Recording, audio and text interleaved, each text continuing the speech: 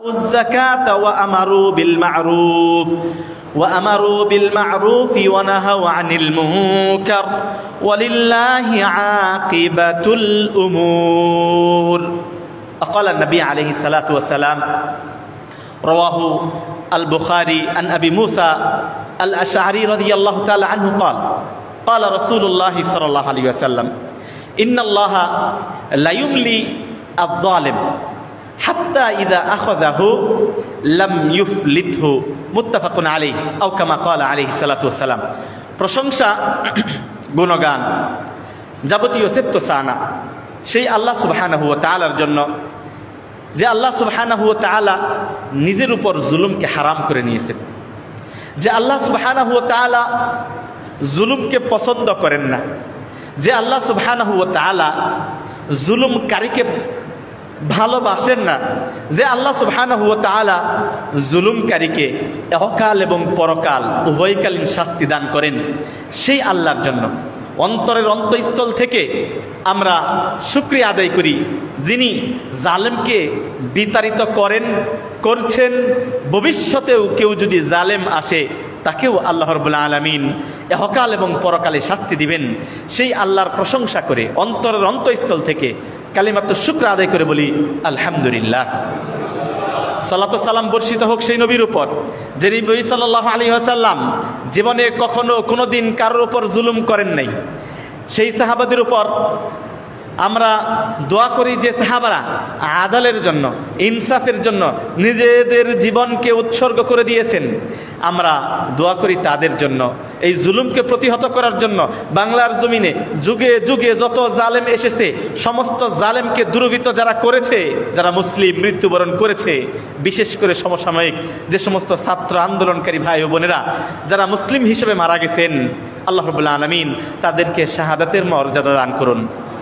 আল্লাহ রাব্বুল আলামিন তাদের মধ্যে যারা অসুস্থ আছে তাদেরকে দ্রুত শিফায়ে কামিলা আজিলা দান করুন।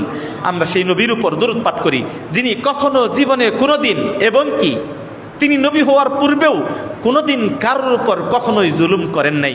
সেই নবীর উপর আমরা একবার দরুদ পাঠ করি। আল্লাহুম্মা সাল্লি আলা মুহাম্মাদ ওয়া আলা আলি মুহাম্মাদ কামা সাল্লাইতা আলা ইব্রাহিম ওয়া আলা আলি ইব্রাহিম ইন্নাকা হামিদুম মাজিদ।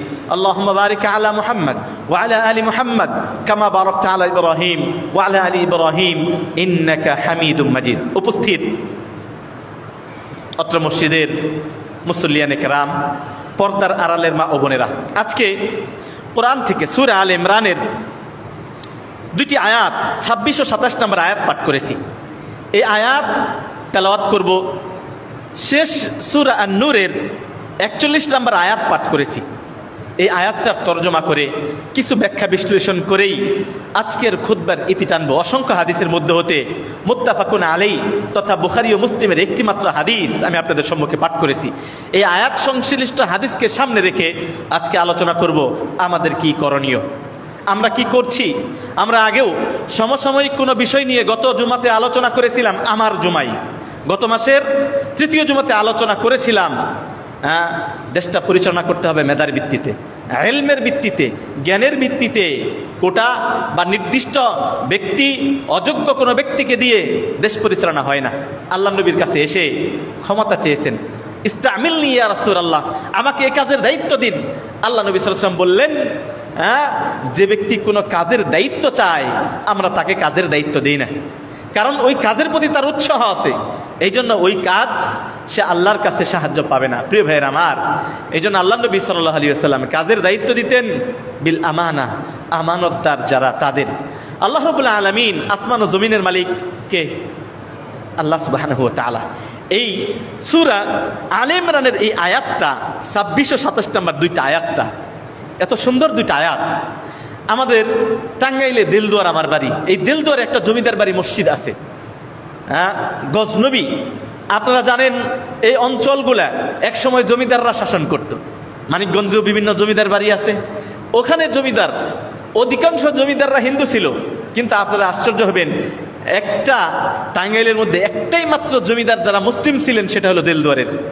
তো এই দিলদুয়ারের একটা বিখ্যাত জমিদার, তিনি জমিদার বাড়ির ভিতরে একটা মসজিদ নির্মাণ করেছেন। এই মসজিদের উপরে এই আয়াত দুইটা লেখা।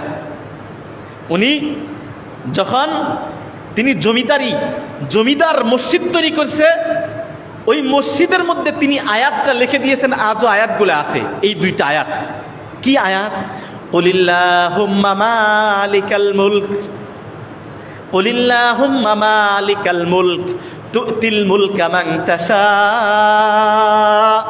তু'তিল মুলকা মান তাশা ওয়া তানজিউল মুলকা মিম্মান তাশা ওয়া তু'ইজ্জু মান তাশা ওয়া তুযিল্লু মান তাশা বিয়াদিকাল খায়র ইন্নাকা আলা কুল্লি শাইইন কাদির তুলিজুল লাইলা ফিন নাহার ওয়া তুলিজুন নাহারা ফিল লাইল। আল্লাহ রাব্বুল আলামিনের এই দুইটি আলে ইমরানের এই দুইটা আয়াত 26 ও 27 নম্বর, 25 ও 26 নম্বর এই আয়াত দুইটা লেখা। কি বলছেন? ওই জমিদার আসলে কি বোঝাতে চেয়েছিলেন বা আল্লাহ কি বোঝাতে চেয়েছিলেন, এই আয়াত দুইটার উপর বিশ্বাস ছিল, আছে। কিন্তু কেন যেন মনে হয়েছে মুলক আয়াতের আগে অনুবাদ করি। আল্লাহ বলছেন কুল, হে নবী আপনি বলুন, খেতাব নবীকে, কুল হে নবী আপনি বলুন, মালিকাল মুলক, সমস্ত মুলকের, মুলক মানে রাজত্বের মালিক কে?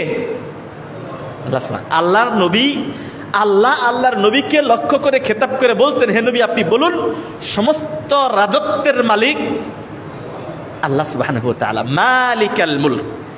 তাহলে সমস্ত রাজত্বের মালিক যদি আল্লাহ হয়, তুতিল মুলকা মান তাশা, এই রাজত্ব, এই মুলকিয়াত তিনি যাকে ইচ্ছা তাকে দান করেন। গোটা দুনিয়ার পৃথিবীর রাজত্ব আল্লাহ সুবহানাহু ওয়া তাআলা, এই রাজত্বটা তিনি যাকে চান তাকে দান করেন। তারপরে ওয়া তানজিউল মুলকা মিম্মান তাশা, আর এই মুলককে ছিনিয়ে নেন, এই রাজত্বকে ছিনিয়ে নেন। ওয়া তানজিউল মুলকা মিম্মান তাশা, যার থেকে ইচ্ছা। তাহলে রাজত্বের মালিক কে? আল্লাহ। রাজত্ব দেওয়ার মালিক, রাজত্ব ছিনিয়ে নেওয়ার মালিক। এই আয়াতের প্রতি ওয়া তানজিউল মুলকা মিম্মান তাশা, এরপরে বলছেন ওয়া তুইজ্জু মান তাশা, তিনি ইজ্জতের মালিক, সম্মান দেওয়ার মালিক কে? আল্লাহ। ওয়া তুইজ্জু মান তাশা, তিনি যাকে ইচ্ছা তাকে ইজ্জত দেন। ওয়া তুযিল্লু মান তাশা, তিনি যাকে ইচ্ছা তাকে যিল্লত দেন, মানে লাঞ্ছনা দেন, অসম্মানিত করেন, অপমান করেন। তাহলে সম্মান দেওয়ার মালিক না জনগণ? হ্যাঁ, সম্মান, ইজ্জত, অপমান সবগুলা আল্লাহ রাব্বুল আলামিনের ইচ্ছা হয়। বিয়াদিকাল খাইর, সমস্ত কল্যাণ আল্লাহ তোমার হাতে। সমস্ত কল্যাণ কার হাতে? আল্লাহ সুবহানাহু ওয়া তাআলার হাতে। ইন্নাকা আলা কুল্লি শাইইন কাদির, আল্লাহ আপনি তো সব কিছুর উপর ক্ষমতাবান। এই আয়াতটা একজন জমিদার মসজিদ নির্মাণ করার পর উপরে লিখে দিয়ে কি বোঝাতে চাচ্ছে? আজকে আমি জমিদার, কিন্তু এই জমিদারিটা কার? মানে তিনি যে মুসলিম বিদায় তিনি এটা বিশ্বাস করতেন যে জমিদারটা আমার কুক্ষিগত না। হ্যাঁ, এই জন্য দেখবেন সমস্ত জমিদাররা মানুষের রক্ত চুষে খেত, একমাত্র মুসলিম জমিদারই জনকল্যাণমূলক কাজ করেছেন। এই জন্য গজনবী তিনি ইসলামের জন্য এতটা কাজ করেছেন। আল্লাহু আকবার।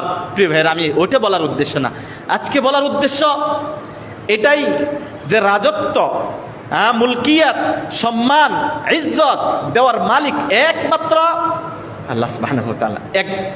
বহুদিন এই আয়াতটা পড়তাম আর চিন্তা করতাম, জমিদারের কথা বুঝতে পারছি তিনি অন্তর থেকে বিশ্বাস করতেন আজকে আমি জমিদার, আজকে আমি বাদশাহ, আমি রাজা, কিন্তু এটা আমার ইচ্ছাই না, এটা আল্লাহ আমাকে দয়া করেছেন, আল্লাহ আমাকে বানিয়েছেন, আল্লাহকে আমাকে সম্মান দিয়েছেন।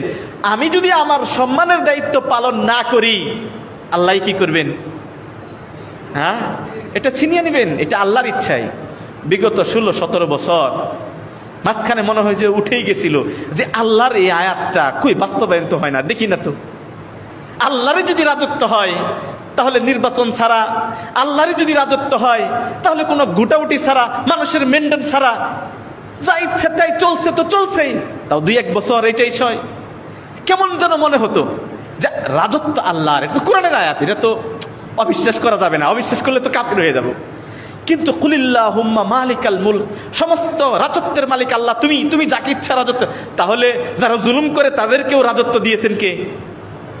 আল্লাহ। বিশ্বাস করতে হবে। কিন্তু এই জুলুম কতদিন? একটি আয়াত যদি পাঠ করেন, এই সংশ্লিষ্ট একটা বুখারীর আয়াত, একটা বুখারীর একটি হাদিস আমি আপনাদের সম্মুখে পাঠ করেছি, মিশকাতেও আছে হাদিসটি।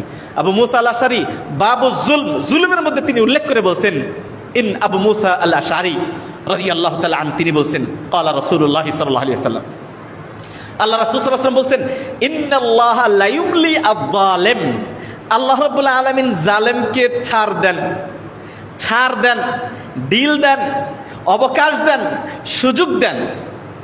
স্পষ্ট এই আয়াতের ব্যাখ্যায় জালেমদের কি পরিণতি আল্লাহ রাব্বুল আলামিন কোরআনের অসংখ্য আয়াতে বলছেন, উনজুর কাইফা কানা আকিবাতুয যালিমিন। আল্লাহ মানুষকে লক্ষ্য করে বলছেন, লক্ষ্য করো জালেমের কি পরিণতি, জালেমের কি অবস্থা। উনজুর কাইফা কানা আকিবাতুয যালিমিন, পৃথিবীর ইতিহাসে যত জালেম ছিল জালেমদের কি করুণ পরিণতি, এটা লক্ষ্য করতে বলেছেন আল্লাহ। এই জন্য যারা নতুন করে জুলুম শুরু করেছেন, দল আসেই নাই, এক জালেম চলে যে আরেক জালেম মানে ক্ষুধার্ত, সে আবার জুলুম করার জন্য রেডি।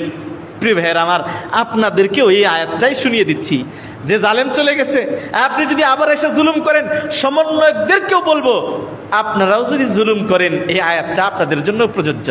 আল্লাহ আপনাদেরকে আজকে ইজ্জত দিয়েছেন, আপনি যদি মানুষের অধিকার, মানুষের জন্য, মানুষের কল্যাণকর, মানুষের জন্য যদি কাজ না করেন, আল্লাহর রাস্তায় যদি কাজ না করেন, ইজ্জত আবার আল্লাহ কেড়ে নিতে আল্লাহ রাব্বুল আলামিন আপনাকে সময় দিবে, সুযোগ দিবে। এরপরে আল্লাহ রাব্বুল আলামিন আপনাকে দেখবেন আপনি আসলে কি করছেন। আল্লাহ রাব্বুল আলামিন এতটা বছর সুযোগ দিয়েছেন, যখন সুযোগ ছিল তখন মানুষের কল্যাণ করা। আজকে তো আপনার সুযোগ নাই। একটা মানুষ কতটা পয়সা হলে তার জীবন চলতে পারে, আজকে হাজার কোটি টাকার মালিক, আজকে সে একটা সামান্য গেঞ্জি পরা, আজকে কি অবস্থা, কি করুণ অবস্থা তাদের। জনগণ ধিক্কার জানাইতেছে। এই সম্পদের কি লাভ বলেন? এই সম্পদ আপনাকে ইজ্জত দিতে পারে না, সম্পদ আপনাকে সম্মানিত করতে পারেন না, এটা ভুল। অথচ আমরা ওটার পিছেই দৌড়াই, ওইটার পিছেই দৌড়াই আমরা। সম্পদ কখনো ইজ্জত নয়। যখন ক্ষমতা ছিল, শক্তি ছিল, সামর্থ্য ছিল, যদি জনকল্যাণমূলক কাজ করা হতো, আজকে এই জনগণ মাথায় তুলে রাখতো। আল্লাহু আকবার। আল্লাহ বলছেন, উনজুর কাইফা কানা আকিবাতুয যালিমিন। পৃথিবীর ইতিহাসে কেউ জুলুম করে টিকে থাকতে পারে নাই, ভবিষ্যতেও পারবে না। এজন্য জুলুম থেকে সাবধান। আবু মুসা আশআরী বলছেন, ইন্নাল্লাহা লা ইউমলি আয-যালিম, আল্লাহ রাব্বুল আলামিন জালেমকে অবকাশ দেন, সুযোগ দেন। কি করে দেখেন, হাত্তা ইযা আখাযাহু, কিন্তু আল্লাহ যখন পাকড়াও করেন, লাম ইউফলিতহু, তখন তাকে আর ছাড় দেন না। আল্লাহর পাকড়াও, আল্লাহ কোরআনের অন্য জায়গায় সূরা ইয়াসিনের আগের আয়াতে দুই জায়গায় বলছেন জালেমকে আল্লাহ অবকাশ দেন, এবং বলেছেন ওয়ালাউ ইউআখিদুল্লাহুন নাসা বিমা কাসাবু, এক জায়গায় আসছে বিমা কাসাবু, আরেক জায়গায় আসছে বিযুলমিন। মানুষের জুলুমের কারণে, মানুষের প্রত্যেকটা জুলুমের কারণে আল্লাহ যদি পাকড়াও করেন, তাহলে মা তারাকা আলা যাহরিহা মিন দাব্বা, জমিনে কোনো কীটপতঙ্গও থাকবে না। মানুষ এতটা জুলুম করে, মানুষ এত পাপী, মানুষ এত অকৃতজ্ঞ, মানুষ এতটা আল্লাহ বিমুখ, মানুষ এতটা অপরাধী যে মানুষের অপরাধের কারণে, মানুষের জুলুমের কারণে, মানুষের আমলের কারণে, মানুষের দৈনন্দিন কর্মের কারণে যদি আল্লাহ তাকে প্রত্যেকটা কর্মের কারণে, প্রত্যেকটা পাপের কারণে, প্রত্যেকটা জুলুমের কারণে যদি মানুষকে আল্লাহ পাকড়াও করেন, দুনিয়াতে কোনো কীটপতঙ্গ থাকবে না। মানে আল্লাহ রাব্বুল আলামিন বৃষ্টি দিবেন না, বৃষ্টি দিবেন না। জালেমের পরিণতি বড় কঠিন, বড় ভয়ঙ্কর, যেটা বাস্তব আপনি দেখতে পাচ্ছেন। এই জন্য সাবধান করছি আপনাকে। প্রিয় ভাই, আজকে একজন প্রধান যিনি জুলুম করেছিলেন, তার অর্ডারে জুলুম তিনি আটকা পড়েছেন, কিন্তু আপনার ঘরে ঘরে জুলুম আছে। আপনার ঘরে আপনি জুলুম করছেন, আপনি আপনার সন্তানদের উপর সমতা করছেন না, আপনি জালেম। জালেম শুধু ওই উপর পর্যায়ে না, জালেম নিচু পর্যায়ে আছে। আপনি জালেম, আপনি আপনার সন্তানদের উপর এই সম্পত্তি সমবন্টন যদি না করে থাকেন, আপনি জালেম। আপনি সন্তানদেরকে যদি কোরআন ও সুন্নাহর পথে না নিয়ে আসেন, আপনি জালেম। আপনি কোরআন ও সুন্নাহ মোতাবেক যদি সংসার পরিচালনা না করেন, আপনি জালেম। আপনার স্ত্রীকে যদি আপনি পর্দায় না রাখতে পারেন, আপনি জালেম। আপনি যদি অন্যের অধিকার না দিতে পারেন, আপনি জালেম। রাস্তার অধিকার যদি না দিতে পারেন, আপনি জালেম। জালেম শুধু রাষ্ট্র ক্ষমতায় যিনি নেন তিনিই জালেম না, মানুষের মধ্যে হতেও জালেম আছে, মানুষের মধ্যে হতেও জুলুম করে। সুতরাং সাবধান, আল্লাহ প্রত্যেকটা জুলুমকারীকে বলছে তুমি লক্ষ্য করো জালেমদের কি পরিণতি। এই জন্য সাবধান, কারোর উপর জুলুম করবেন না। কারণ আল্লাহ রাব্বুল আলামিন আপনাকেও সুযোগ দেন, আপনাকেও অবকাশ দেন, কিন্তু যখন আল্লাহ পাকড়াও করবেন তখন আর ছাড় পাবেন না। এরপরে আল্লাহ বলছেন সমস্ত রাজত্বের মালিক আল্লাহ, তিনি যাকে ইচ্ছে রাজত্ব দান করেন আর যার থেকে ইচ্ছে রাজত্ব কেড়ে নেন। অত ইজ্জু মান তাশা অত দিল্লু মান তাশা, যাকে ইচ্ছে সম্মানিত করেন, যাকে ইচ্ছে লাঞ্ছিত করেন। বিয়াদিকাল খাইর, সমস্ত কল্যাণ আল্লাহ আপনার হাতে। এই জন্য আমরা সদা সর্বদা সবসময় কল্যাণ চাবো কার কাছে? আল্লাহ সুবহানাহু ওয়া তাআলার কাছে। আল্লাহ তুমি আমাদেরকে কল্যাণ দান করো। ইন্নাকা আলা কুল্লি শাইইন কাদির। তুলিজুল লাইলা ফিন নাহার, আল্লাহ কি করেন? আল লাইলা ফিন নাহার, রাতকে দিনের মধ্যে প্রবেশ করান। ওয়া তুলিজুন নাহারা ফিল লাইল, আর দিনকে রাতের মধ্যে প্রবেশ করান। ওয়া তুখরিজুল হাইয়া মিনাল মাইত, তিনি জীবনকে বের করেন মৃত থেকে, মৃত থেকে জীবন বের করেন, জীবন সৃষ্টি করেন। ওয়া তুখরিজুল মাইতা মিনাল হাই, মৃত থেকে তিনি বের করেন জীবন। আল্লাহ রাব্বুল আলামিন বলছেন ওয়া তারযুকু মান তাশাউ বিগয়রি হিসাব, আল্লাহ যাকে ইচ্ছে তাকে অগণিত হিসাব দান করেন। এই আয়াত থেকে শুধু আমি একটা কথাই বলবো, আল্লাহ রাব্বুল আলামিন ইজ্জতের মালিক, তিনি যাকে ইচ্ছা ইজ্জত দান করেন। আল্লাহ রাব্বুল আলামিন ক্ষমতার মালিক, আল্লাহ রাব্বুল আলামিন রাজত্বের মালিক। এই সব কিছু একক আল্লাহর, এখানে কারো অধিকার নাই। এই জন্য যাকে যে অবস্থাতে আল্লাহ সম্মান দিয়েছেন সেই সম্মানটা ধরে রাখার জন্য আল্লাহর জন্য কাজ করতে হবে। সেই ক্ষমতা, সেই রাজত্ব, এগুলো ধরে রাখার জন্য আল্লাহর জন্য যদি কাজ করি আমরা, আল্লাহ রাব্বুল আলামিন আমাদেরকে ইজ্জত দিবেন। কিন্তু আল্লাহর জন্য যদি কাজ না করি, আবার স্বার্থপর হয়ে যায়, একজন জালেম চলে গেছে আবার যদি আমরা জুলুম করি, প্রিয় ভাইরা আমার, আমরা কখনো আল্লাহ রাব্বুল আলামিনের পাকড়াও থেকে মুক্ত হতে পারবো না। এখন যারা আসছেন, যারা আসবেন, সাময়িক যারা আসছেন এবং সামনে যারা আসবেন, তাদের করণীয় কি? আল্লাহ রাব্বুল আলামিন হাদিসে কুদসিতে বলছেন ইন্নাল্লাহ হাররামা, আল্লাহ রাব্বুল আলামিন নিজের উপর জুলুমকে, ইন্নাল্লাহ তাবারাকা তাআলা হাররামা যুলমা আলা নাফসি, আল্লাহ বলছেন আমি নিজের উপর জুলুমকে হারাম করেছি, ফালা তাযালামু, সুতরাং তোমরা জুলুম করো না। বিন বাজ রাহিমাহুল্লাহ বলেছেন আল্লাহ রাব্বুল আলামিন ওই দেশকে সাহায্য করেন যেই দেশ জুলুম করে না, যেই দেশ ইনসাফ করে, আদল করে, ধনী গরিব দেখে না, মুসলিম অমুসলিম দেখে না, প্রত্যেক নাগরিকের অধিকার দেয়, প্রত্যেকটা মানুষের অধিকার দেয়। যারা অধিকার দিতে পারে, যেই অঞ্চলের মানুষ, যেই গ্রামের মানুষ, যে রাষ্ট্রের মানুষ, ওই রাষ্ট্রকে আল্লাহ রাব্বুল আলামিন সাহায্য করেন, যদিও ওয়ালাউ কানাত দাওলা কাফিরা, যদিও ওই রাষ্ট্রটা কাফের হয়। দেখেন, এটা আল্লাহর নীতি। মানে একটা কাফের রাষ্ট্র, সেখানেও যদি ইনসাফ থাকে, আদল থাকে, জুলুম না থাকে, তাহলে কাফের রাষ্ট্রকেও আল্লাহ কি করবেন? সাহায্য করবেন। আর আল্লাহ রাব্বুল আলামিন ওই দেশকে সাহায্য করবেন না যে দেশ মুসলিম কিন্তু জুলুম করে, অন্যায় করে, আদল করে না, মুসাওয়াত নাই, সমান নাই, পার্থক্য, জুলুম, নির্যাতন ইত্যাদি চলে, ওই দেশকে আল্লাহ রাব্বুল আলামিন কখনো সাহায্য করবেন না। এই জন্য স্পষ্ট, দেশের যদি প্রকৃত সাহায্য আমরা চাই, তাহলে আমরা কখনো কোনো কারোর উপর জুলুম করা যাবে না। এই জন্য হুকুকুল ইনসান ফিল ইসলাম, এই বিষয়টা নিয়ে আলোচনা করা উচিত। কিন্তু আমি সূরা আন-নূরের, সূরা আল হজ্জের 41 নম্বর আয়াত এর দিকে যাচ্ছি। সেটা হলো হুকুকুল ইনসান, মানুষের কি হক ইসলামের মধ্যে, মানুষের হক। এটা কোরআন দিয়েছে। মানুষের হক বলতে শুধু মুসলিমের হক না। এই যে আজকে, যদিও এটা মিথ্যা গুজব যে মুসলিমরা হিন্দুদের উপর আক্রমণ করতেছে, এই আক্রমণ শুধুমাত্র ইসলাম, মুসলিম আর হিন্দু হওয়ার কারণে একই দেশের নাগরিক আপনি তার উপর আক্রমণ করবেন, এটা কোরআন এবং সুন্নাহ কখনো সাপোর্ট করে না, কোশ্চিন কালেও না। আপনি শুধুমাত্র হিন্দু হওয়ার কারণেই তার ঘরবাড়ি জ্বালিয়ে দিবেন, তাকে অত্যাচার করবেন, তার উপর জুলুম করবেন, তাকে আঘাত করবেন, তাকে মারবেন, তার সম্পদ ছিনিয়ে নেবেন, লুটপাট করবেন, শুধু এই উদ্দেশ্যে যদি করে থাকেন, আপনি হারাম কাজ করতেছেন, আপনি জুলুম করতেছেন। এই জুলুম যদি করেন, কখনো আপনি আল্লাহর সাহায্য পাবেন না। হ্যাঁ, যে প্রসঙ্গে উঠে এসেছে সেটা হলো রাজনৈতিক। এটা রাজনৈতিক। এটা কেমন? যারা জুলুম করছে, জুলুমদের যারা সাহায্যকারী ছিল, তাদের দলের হওয়ার কারণে যদি তারা আক্রমণের শিকার হয়, এটা তো হিন্দু মুসলিম আক্রমণ না, আর এটা একটা ঐতিহ্য, সুদীর্ঘ বাংলাদেশ সৃষ্টির অনেক 71 সালের আগে থেকে এই বাংলার জমিনে হিন্দু, মুসলিম, খ্রিস্টান, বৌদ্ধ সবাই আমরা সব মিলিতভাবেই বসবাস করে আসছি। আমাদের মধ্যে কোনো দ্বন্দ্ব, হিন্দু মুসলিম হওয়ার কারণেই কেউ কারোর উপর আক্রমণ করেছে এইরকম কোনো নজির আমাদের মধ্যে নাই।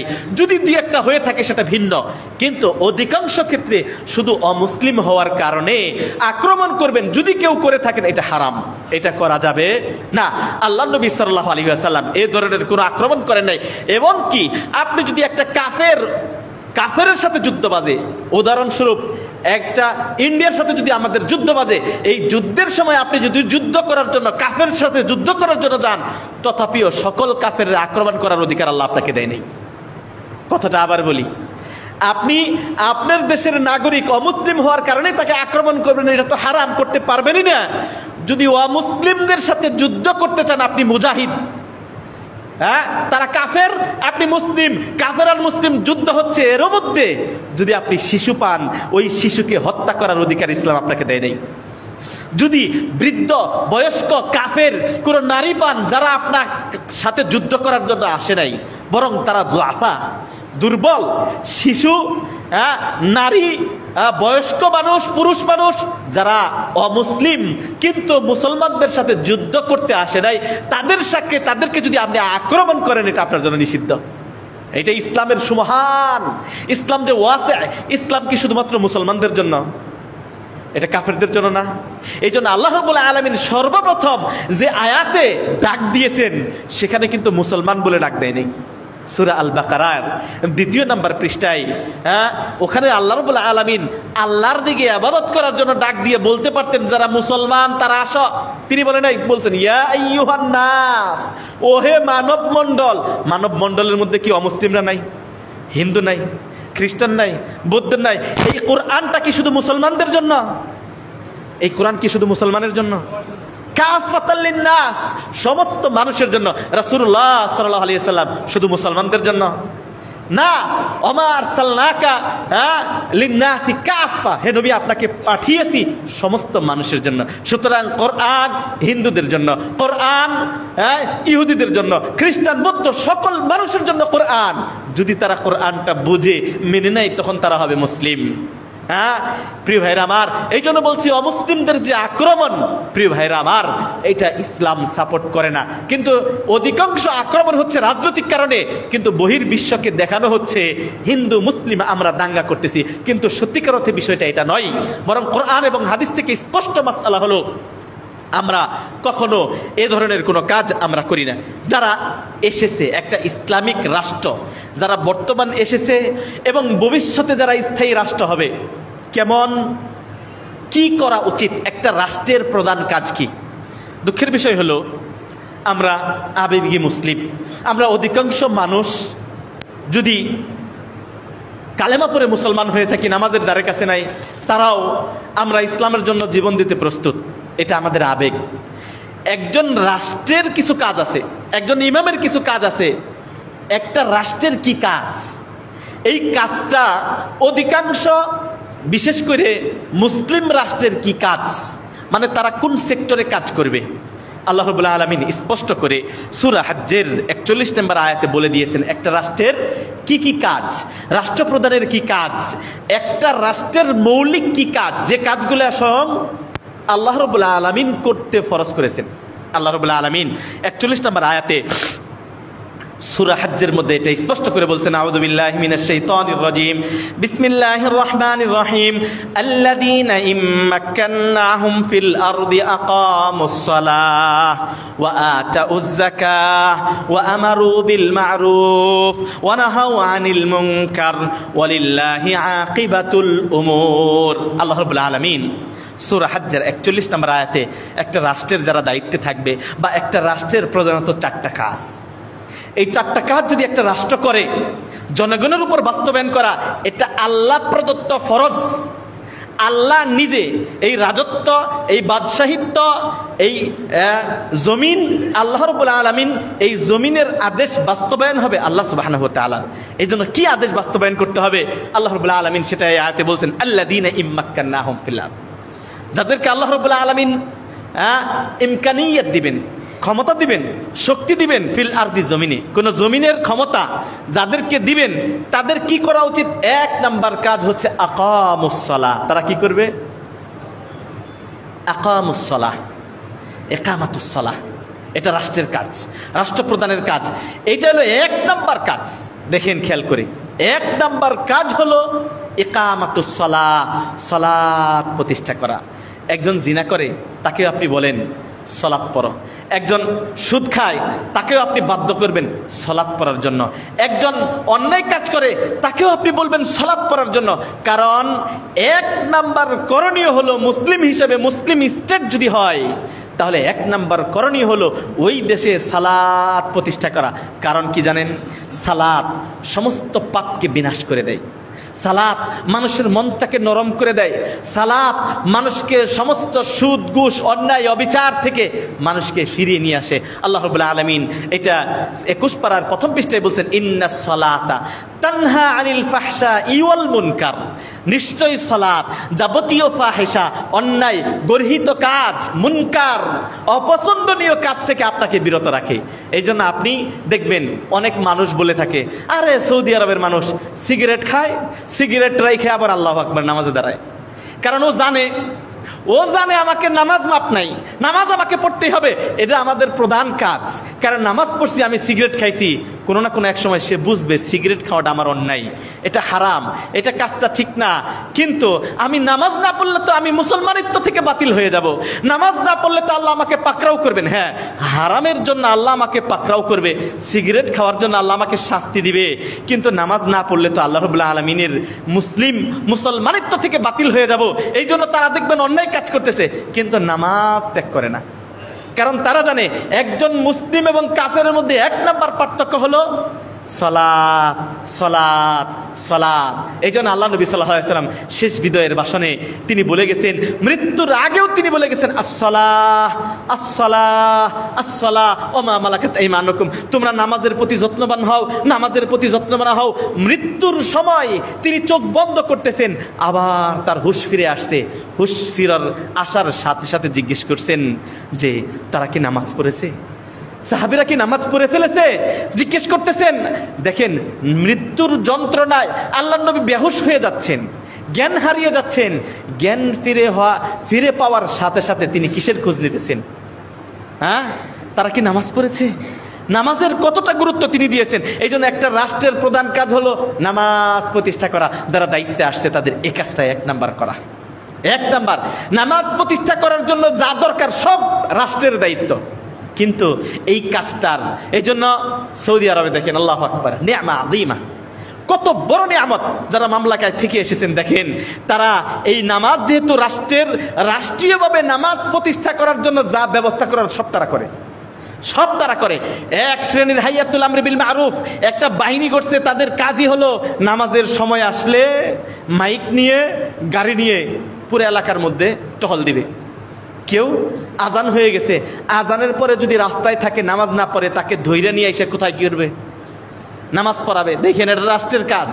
এই জন্য রাষ্ট্রের দায়িত্ব, তার অধীনস্থ রাষ্ট্রের নাগরিকদেরকে বাধ্য করে সালাত পড়াতে হবে, নামাজ পড়াতেই হবে। আছে আমাদের দেশে? আছে কোনো বাহিনী?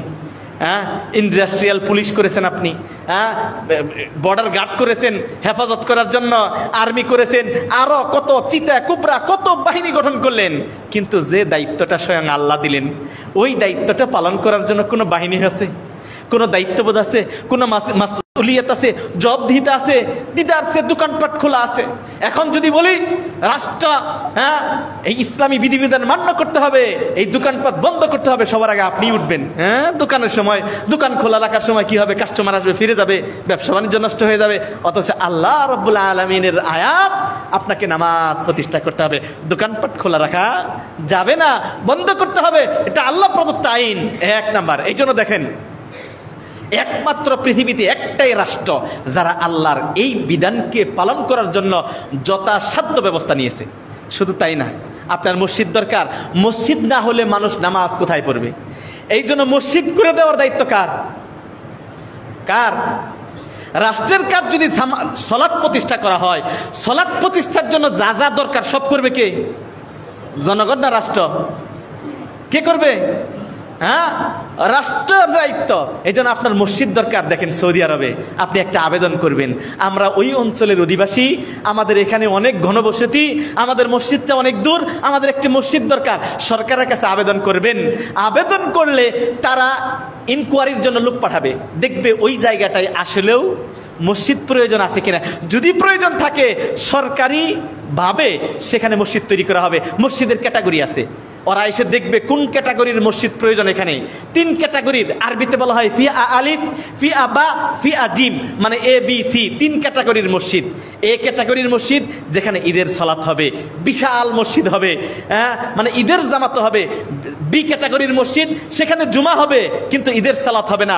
সি ক্যাটাগরির মসজিদ ওয়াক্তীয় মসজিদ, জুমা হবে না, শুধু ওয়াক্তীয় হবে। এই জন্য রাষ্ট্র এটা বুঝে, তারা এটার দায়িত্ব পালন করতেছে। এই জন্য আল্লাহ রাব্বুল আলামিন তাদেরকে শান্তিটাও ওভাবে ঢেলে দিয়েছেন। হ্যাঁ, জমিন আল্লাহর, রিজিক দেন আল্লাহ। আল্লাহর যে আদেশ এটা যদি বাস্তবায়ন করেন, আল্লাহ রাব্বুল আলামিন আপনাকে এই রিজিক ঢেলে দিবেন। এই জন্য যে আগের আয়াতে বলছেন ওয়াতারযুকু মান তাশাউ বিগাইরি হিসাব, আল্লাহ যাকে ইচ্ছে তাকে অগণিত রিজিক দান করেন। এই রিজিক দেওয়ার মালিক আল্লাহ, এটা তো বিশ্বাস করি না? অমুক বন্ধ করে দিবে, অমুক এটা করবে, এটা হবে সেটা হবে, কিচ্ছু না। রিজিক দেওয়ার মালিক আল্লাহ, আল্লাহ রিজিক দিবেন আপনি। হ্যাঁ, আগে মানুষ কম ছিল তাও অভাব ছিল, এখন মানুষ বেশি হয়েছে, অভাব বেড়ে গেছে, আল্লাহ সকলকে রিজিক দিছে। তাহলে রাষ্ট্রের একমাত্র প্রধান কাজ হলো কি করা? সালাত প্রতিষ্ঠা করা। এই জন্য আবেদন করব যারা সমন্বয়ক আছেন, যারা সাময়িক এই দায়িত্ব নিয়েছেন, এরপরে নির্বাচিত সরকার আসবে, তাদেরকে বলবো আল্লাহর যদি আমার বক্তব্য তাদের কাছে যায়, বিশেষ করে ছাত্র ভাইদেরকে বলবো আপনাদের মাথায় যেন এটা থাকে, আপনাদের প্রধান দায়িত্ব হলো সালাত প্রতিষ্ঠা করা। এই সালাতের জন্য যাবতীয় যা কিছু করা দরকার সব ব্যবস্থা করা, তাহলে আল্লাহর বরকত পাবেন, তাহলে আল্লাহর রহমত পাবেন। নচেত আপনি অন্য যা কিছুই করেন না কেন, মূল কাজে যদি না আসেন, আল্লাহর রহমত বরকত আসবে না, কশিন কালে আপনি শান্তি ফিরে পাবেন না। প্রিয় ভাইয়েরা আমার, এই জন্য দেখেন মামলাকাল আরবিয়া সৌদিয়া যেহেতু আল্লাহ প্রদত্ত জমিন, আল্লাহর, এই আল্লাহর জমিনে আল্লাহর দাসত্ব হবে আর আল্লাহর ইবাদত হবে। এটা সবচেয়ে প্রধান দায়িত্ব হলো সালাত প্রতিষ্ঠা করা।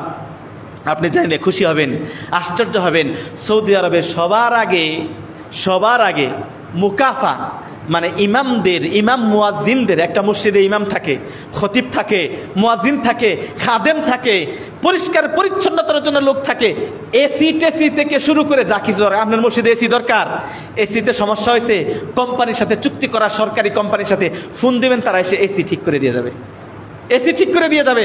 আপনার মসজিদের টয়লেট পরিষ্কার পরিচ্ছন্ন কর্মী নাই, আল্লাহু আকবার। অধিকাংশ দেখবেন বিদেশ থেকে, আমাদের দেশ থেকে কর্মীরা যে এই পরিষ্কার পরিচ্ছন্নতার কাজ করতেছে, হ্যাঁ, কারণ রাষ্ট্র জানে যে অজু করতে আসবে, কারণ আল্লাহর এই আদেশ বাস্তবায়ন করার জন্য অজুখানা দরকার, তারা অজুখানার ব্যবস্থা করে দিচ্ছে। আল্লাহু আকবার। মরুর দেশ, পানির এত দাম, পানি খাওয়ালে কত সওয়াব, এই জন্য তারা দেশে তো পানির ব্যবস্থা করছে, প্রত্যেকটা মানুষ বাড়ি করতেছে, বাড়ির বাইরে ঠান্ডা পানি, গরম পানি খাওয়ার ব্যবস্থা করে দিচ্ছে। সুবহানাল্লাহ। আপনি বাড়ি করছেন লক্ষ টাকা খরচ করে, মসজিদ বানাইছেন লক্ষ টাকা খরচ করে, কিন্তু মানুষকে পানি খাওয়ার একটা ব্যবস্থা কি আপনি করতে পারেন না? আলহামদুলিল্লাহ, শুনছি এই মসজিদেও নাকি একটা ব্যবস্থা করছে মানুষের পানি নেওয়ার জন্য, কিন্তু আমরা ওই মন মানসিকতায় নাই। আশ্চর্য হবেন, যত মসজিদ আছে সমস্ত মসজিদের ইমাম, মুয়াজ্জিন, খাদেম এবং কর্মচারী যারা আছে, সমস্ত মসজিদের এই লোকদের বেতন কে দেয়? জনগণ, তাই না? বেতন আছে সরকারিভাবে। অথচ একটা মুসলিম রাষ্ট্র, 90-92% মুসলিম আমরা এই দেশ, অধিকাংশ কি শুধু বাইতুল মুকাররম বাদ দিয়ে, নাকি আরো 2-1টা আছে কিনা জানি না, বাইতুল মুকাররম বাদ দিয়ে আর কোন ইমাম, খতিব, মুয়াজ্জিন, ওম্বালদের বেতন কি সরকার দেয়? সরকার এটা দায়িত্বই মনে করে না, এটা যে তার দায়িত্ব, কিয়ামতের দিন তাকে জবাবদিহিতা করতে হবে, কেন তুমি করো নাই, এটা সে দায়িত্বই মনে করে এটার ব্যবস্থা করবে, দূরের কথা। আর আমাদের এই দেশে এমন কিছু মানুষ আছে যে সব কিছু লুটপাট হয়ে হাজার কোটি টাকা চলে যাচ্ছে, কিন্তু মসজিদগুলা দায়িত্ব সরকার নিবে এবং সুষম বন্টন করে ইমাম, মুয়াজ্জিন ইত্যাদি খতিবদের বেতন নির্ধারণ করবে, এটার আওয়াজ তোলার মতো লোকও নাই। এটা বলবে যে এই কথাটা যে উত্থাপন করবে, এই ধরনের লোক নাই, বরং বললে আরো ক্রিটিসাইজ করবে, খতিবরা করতেছে তাদের পকেট ভরার জন্য। এইটা মনে করবে যে আজকে খুতবা দিব, আপনার মনের ভিতরে উদয় হবে যে খতিব সাহেব আপনি বলতেছেন আপনার পকেট ভরার জন্য। প্রিয় ভাইয়ের আমার, একটা ইসলামিক রাষ্ট্র যেটা আল্লাহর জমিন, আল্লাহর জমিনে আল্লাহর দাসত্ব পয়দা হবে, আল্লাহ যা করতে বলেছেন এটা যদি না করেন কখনো বরাকা হবে না। অধিকাংশ মসজিদ চলে জনগণের পয়সায়, জনগণের টাকায়। এই জন্য ইমামরাও সভাপতি দেখেন নাই, সুদের বিরুদ্ধে বলার কারণে ইমামের চাকরি নাই, হ্যাঁ, আন্দোলনের পক্ষে কথা বলার কারণে ইমামের চাকরি নাই। প্রিয় ভাইয়ের আমার, হ্যাঁ, এরপরে আমরা দ্বিতীয় কাজ আসি। এখানে আল্লাহ রাব্বুল আলামিন একটা রাষ্ট্রের 4টা কাজের কথা বলেছেন। 1 নাম্বার কাজের কথা বললাম, সেটা কি? ইকামাতুস সালাহ। 2 নাম্বার আতাউজ যাকাত। রাষ্ট্রের মধ্যে সবাই গরিব থাকবে না, সবাই ধনী থাকবে না, কিছু গরিব দরিদ্র থাকবে। এই দরিদ্রদেরকে দেখাশোনার দায়িত্ব কার? সরকারের। পৃথিবীর বুকে আপনি আইডল মানেন আমেরিকারে, একদল মানে আমেরিকারে, একদল মানে ইন্ডিয়ারে, কোনোটাই সঠিক না। আপনি যদি আদর্শ নেন, আদর্শ নিতে হবে সৌদি আরবকে, ওই বাহরাইন, আরব আমিরাত, দুবার, কাতারকে নিলেও চলবে না। আপনি যদি শান্তি চান, ওই যে দেখেন না, একজন ধর্ষিতা বিচার চাই সৌদি আরবের মতো, তাই না? মানে তাকে হত্যা করা হোক। কিন্তু যখন প্রেম করছেন তখন কিন্তু সৌদি আরবের আইন চান নাই। যখন প্রেম করেছেন আপনি তখন কিন্তু সৌদি আরবের আইন চান নাই। আমরা হায়াতে চাকরি করেছি, যদি নারী পুরুষ সন্দেহ হয়েছে যে এটা ওর বোন না, মনে হচ্ছে ফাঁকিবাজি করে চাস্তো বোনের সাথে হয়তো গাড়ির ভিতরে বাইরে বের করে নিয়ে আসছে, হ্যাঁ, হয়তোবা মামাতো ফুফাতো বোন ইত্যাদি অবৈধ সম্পর্ক, তাহলে তাকে প্রটেস্ট করা, তাকে ধরা। আমাদের দেশে এটা নাই। অহরহ কানাচে হ্যাঁ, অবাধ প্রেমের ব্যবস্থা করে দিয়েছেন। আবার আপনি যখন দর্শিতা হবেন তখন বিচার চাবেন সৌদি আরবের মতো, আর স্বাধীনতা চাবেন আমেরিকার মতো। স্বাধীনতা চাবেন আমেরিকার মতো মানে আপনি টপ জিন্স প্যান্ট পরে ঘুরবেন, হ্যাঁ, এটার স্বাধীনতা চাবেন আপনি। হরিয়া, এই স্বাধীনতা ইসলাম আপনাকে দেয়নি, এই স্বাধীনতা আপনাকে দেয় নাই। হ্যাঁ, আপনি স্বাধীন ঠিক আছে, কিন্তু আপনি পোশাকে যেমনি ইচ্ছা সেই রকম পোশাক পরবেন, এই স্বাধীনতা আপনাকে দেয় নাই, যদি আপনি মুসলিম হয়ে থাকেন। আপনি মুসলিম হয়ে, প্রিয় ভাইরা আমার, এই জন্য আপনি কিছু আদর্শ রাষ্ট্র যদি চান, প্রকৃত শান্তিময় রাষ্ট্র যদি চান, আপনাকে ফলো করতে হবে সৌদি আরবের মতো মামলাকাল আরবিয়া সৌদিয়া। দেখেন, আপনি বিচারে জুলুমের শিকার হয়েছেন, জুলুম ধরেন কোর্টে একটা বিচার হয়েছে, এই কোর্ট আপনার পক্ষে বিচার দেয় নাই, বিপক্ষে বেছে। আপনি যদি মনে করেন আমি জুলুমের শিকার হয়েছি, তারা কোর্টের বিপক্ষে একটা কিসমুল আদালা বলে এটাকে, মানে জাস্টিস। এই যে দেখেন বর্তমান ছাত্রদের মূল স্লোগান কিছু, উই ওয়ান্ট জাস্টিস, তাই না? We want justice, we want justice, এটাই তো ছিল জাস্টিস। অথচ জাস্টিস নামে একটা বিভাগ আলাদা আছে সৌদি আরবে। আপনি যদি মনে করেন যে আমি জাস্টিস পাই নাই, মানে আদালা পাই নাই, ইনসাফ পাই নাই এই বিচারে অথবা এই জায়গায়, আমি জুলুমের শিকার হয়েছি, তাহলে আপনি কিসমুল আদালা তথা জাস্টিস ডিপার্টমেন্টে যেয়ে আপনি একটা করবেন, মামলা করবেন যে আমার এই বিচারে আমি ইনসাফ পাই নাই। তাহলে তারা আবার ওই বিচারটা পুনরায় নিরীক্ষণ করে দেখবে, সরকার বা মেম্বার বা চেয়ারম্যান বা ওই এলাকার মানুষ আপনার উপর যদি জুলুম করে থাকে, এটা নিরীক্ষণ করে আপনার পক্ষে অবস্থান নেবে। আর যদি বিচারটা সঠিক হয় তাহলে আপনি আর কিছু পাবেন না। অথচ আমরা ওইটা চাচ্ছি, জাস্টিস, আমরা স্লোগান দিচ্ছি জাস্টিসের, অথচ জাস্টিসের আশপাশে নাই। যারা জাস্টিসের স্লোগান দিছে তারাই এসে আবার জুলুম করতেছে। হ্যাঁ, অন্যের সম্পদ যদি তারা নাই, সাধারণ জনগণ আজকে রাষ্ট্রীয় সম্পদ কিভাবে নষ্ট করলো? হ্যাঁ, এটার পক্ষেও আমরা না, রাষ্ট্রীয় সম্পদের পক্ষে নষ্ট করার পক্ষে আমরা না। প্রিয় ভাইয়ের আমার, আতাউজ যাকাত, দ্বিতীয় রাষ্ট্রের যে কাজ, সময় নাই, সেটা হলো যাকাত আদায় করা। যাকাত দিবেন না?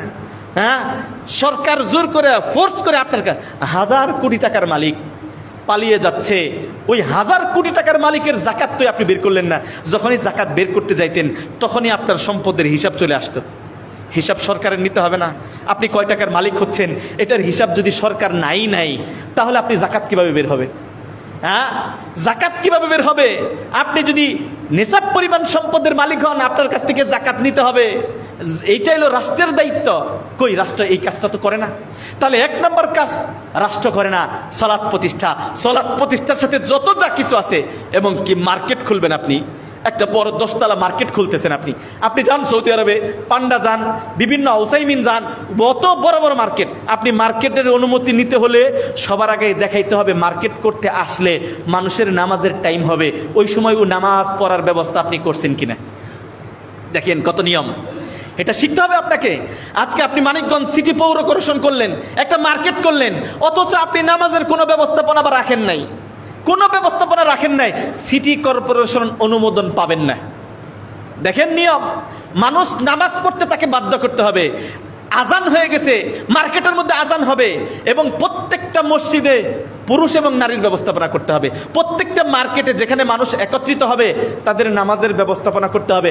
যদি ব্যবস্থাপনা না করেন মার্কেটের অনুমতি পাবেন না। নামাজের সময় যদি আপনার দোকান খোলা থাকে আপনার ফাইন চলে আসবে, ফাইন, গারামা। আপনি তেরো পাবেন না, আপনাকে ধরে গারামা দিয়ে দিবে। এই ব্যবস্থাপনা করার দায়িত্ব সরকারের, এই ব্যবস্থাপনা করার দায়িত্ব রাষ্ট্রের। দ্বিতীয় হলো যাকাত আদায় করা। এত কোটি কোটি টাকা অন্যায়ভাবে পাচার হয়ে যাচ্ছে, মালিক হয়ে যাচ্ছে কিভাবে? কারণ জাকাতের সিস্টেম নাই। যখনই জাকাতের সিস্টেম থাকতো একটা হিসাব হতো, হিসাব হবো এত কোটি টাকার মালিক আপনি কিভাবে হলেন? মেম্বার এমপি হওয়ার আগে তো আপনি এত কোটি টাকার মালিক ছিলেন না, কিভাবে হলেন? আপনার বের হয়ে যাবে যে এটা ন্যায়ভাবে, সুন্দর সঠিকভাবে ব্যবসা বাণিজ্য করে আপনি মালিক হয়েছেন নাকি অন্যায়ভাবে। তৃতীয়, আমারু বিল মারুফ। আমি এটার আর বিস্তারিত গেলাম না। তৃতীয় নাম্বার কাজ হলো আমারু বিল মারুফ। চতুর্থ নাম্বার কাজ হলো ওয়ানাহাউ আনিল মুনকার, আল আমরু বিল মারুফ।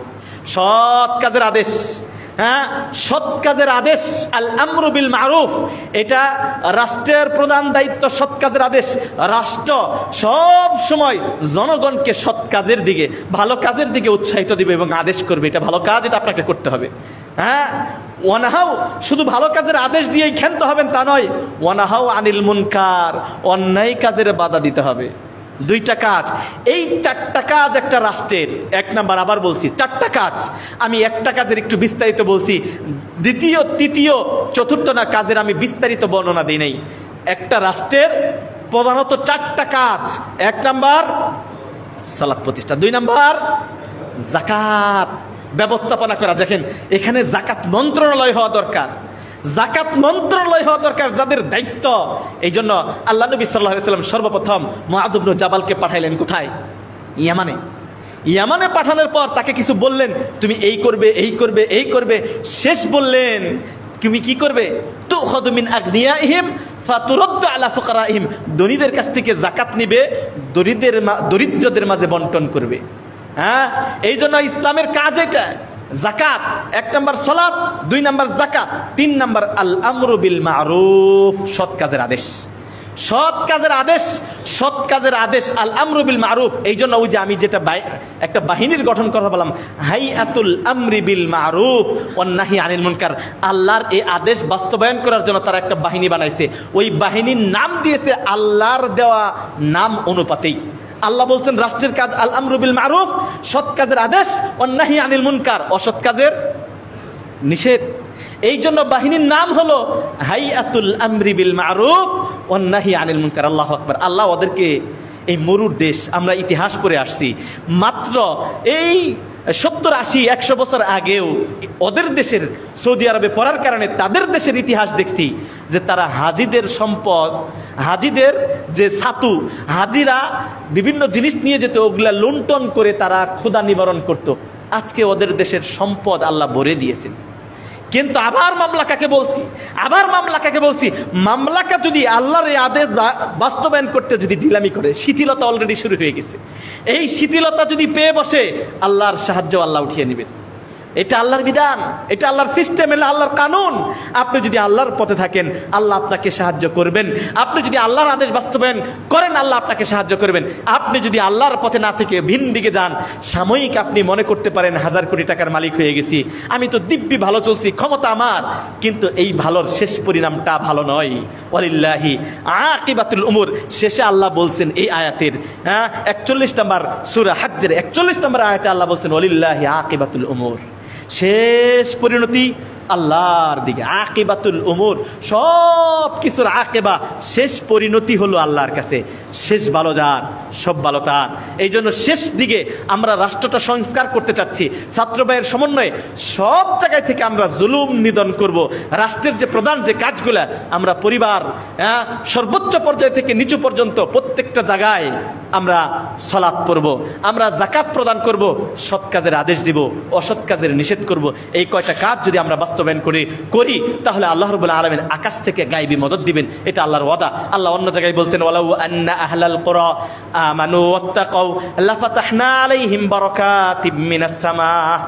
জমিনবাসী, কোন দেশের অধিবাসী, কোন গ্রামের জনপদের অধিবাসীরা যদি আল্লাহর প্রতি ঈমান আনে, লাফাতাহনা আলাইহিম বারাকাতিম মিনাস সামা, আমি আকাশের দরজা, বারাকাতের দরজা, আল্লাহর রহমতের দরজা আল্লাহ খুলে দিবেন। সুবহানাল্লাহ। এই জন্য উদাত্ত আহ্বান জানাই আমরা এই কাজগুলা যদি করি। সমন্বয়কদেরকে বলবো, যদি আমরা আসা রব্বুকুম, আল্লাহ বলেছেন আসা রব্বুকুম আইয়ুহলিকা আদুওয়াকুম ওয়া ইস্তাখলিফাকুম ফিল আরদি ফায়ানজুরা কাইফা তা'মালুন। আল্লাহ বলছেন যে আল্লাহ রাব্বুল আলামিন তোমাদের শত্রু দূর করে দিবেন, শত্রু দূর করে দিবেন, তোমাদেরকে নিরাপত্তা দান করবেন, আবার তোমাদেরকে রাজত্ব দান করবেন, কিন্তু আল্লাহ দেখবেন ফায়ানজুর কাইফা তা'মালুন, তোমরা কি করো এটা আল্লাহ দেখবেন। আর একটা শেষ যে আয়াতটা, ইন্নাল্লাহা লা ইউগাইয়িরু মা বিকওমিন হাত্তা ইউগাইয়িরু মা বিআনফুসিহিম, আল্লাহ রাব্বুল আলামিন ওই জাতিকে কখনো পরিবর্তন করবেন না যে জাতি নিজেরা পরিবর্তন না হবেন। আপনি যদি পরিবর্তন হন, আল্লাহ আপনাকে পরিবর্তন করবেন। আপনি যদি পরিবর্তন না হন, আল্লাহ কখনো আপনাকে পরিবর্তন করবেন না। এই যে বৈষম্যহীন একটা দেশ, আদালত ইনসাফপূর্ণ একটা দেশ আমরা চাই, তাই না? সমস্ত আন্দোলন ইনসাফ ভিত্তিক, সমস্ত এই রাষ্ট্রের যারা নাগরিক সবাই নিজ দিন অধিকার পাবে, কেউ জুলুমের শিকার হবে না। এরকম রাষ্ট্র শুধু উপর মহল চাইলেই হবে না, আপনার থেকে শুরু করতে হবে। এই জন্য আহ্বান জানাবো, আপনি আপনার থেকে শুরু করতেন পরিবর্তনের, আপনি নিজে থেকে শুরু করতেন জুলুম না করার, তাহলেই আল্লাহ রাব্বুল আলামিন আমাদেরকে সুন্দর একটা রাষ্ট্র দিবেন। আল্লাহ রাব্বুল আলামিন আমাদেরকে ইনসাফপূর্ণ সুন্দর একটা দেশ গড়ার তৌফিক দান করুন, আমিন।